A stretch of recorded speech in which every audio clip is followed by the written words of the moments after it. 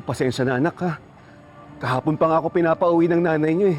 Kaya lang hindi ko siya maiwan. Okay lang po tayo, huwag niyo na kami intindihin dito kasi si nanay nag-file na rin ng TRO laban kay Hazel. Restraining order? Opo, hindi mo ba nasabi sa inyo ng nanay?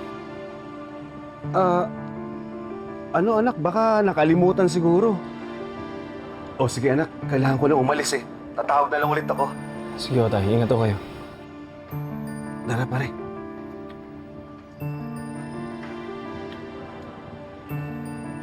Maayong buntag, sir. Good morning, miss. Anong floor kaya yung conference dito? I'm sorry, sir. Wala pong nakasked na conference ngayon. Baka po namali kayo ng hotel.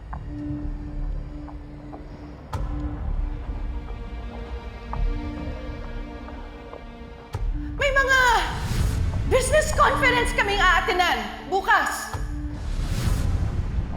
Wala ka bang tiwala sa akin? Kayo meron sa kanya, wala! Ilang pesos ko bang sabihin sa'yo? At tinutulungan lang niya ako.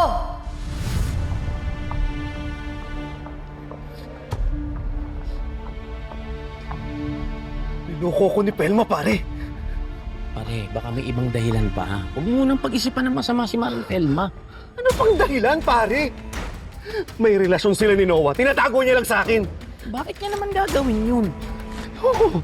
Siguro gusto niyang gumante. Di ba nung pinakasalan ko si Hazel, tinago ko rin? Oh. Wala, pare. Pwedeng mali ako eh. Pero ano-ano nang naiisip ko?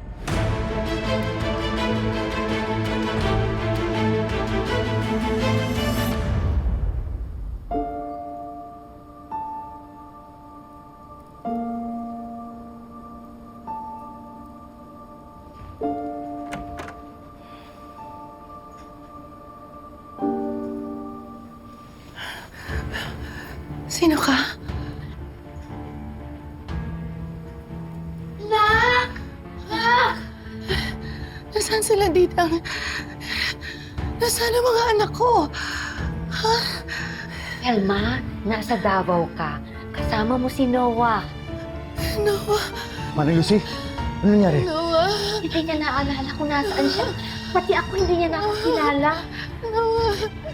Ano nangyayari sa akin? Pelma, you're safe. Ano nangyayari sa akin?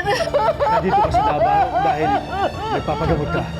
This tumor is causing intracranial pressure o presyon sa loob ng bungo. Kaya madalas sumasakit ang ulo mo, nahihilo ka. Pwedeng lumala ang mga sintomas na nararamdaman mo.